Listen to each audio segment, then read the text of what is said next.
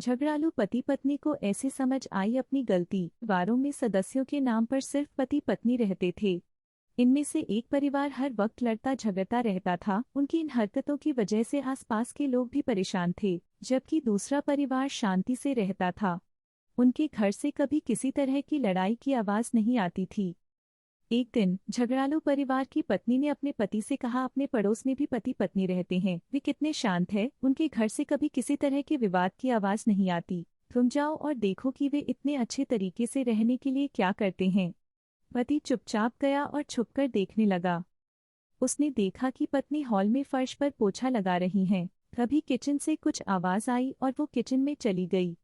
कभी पति अपने कमरे से निकलकर बाहर आया तो उसकी ठोकर से हॉल में पानी से भरी बाल्टी का सारा पानी फर्श पर फैल गया। आवाज सुनकर पत्नी किचन से आई तो देखा कि पूरे फर्श पर पानी ही पानी है।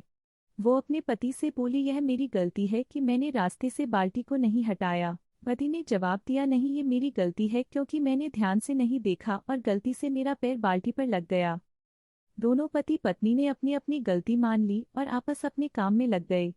झगड़ालू परिवार का पति जिसने ये सब देखा और जाकर अपनी पत्नी को पूरी बात बताई। झगड़ालू पति पत्नी थोड़ी देर खामोश रहे और फिर पति ने कहा, उनमें और हम लोगों में यही अंतर है कि हम एक दूसरे को गलती के लिए जिम्मेदार ठहराते हैं, जबकि वे खुद को गलती मानने को तैयार रहते हैं।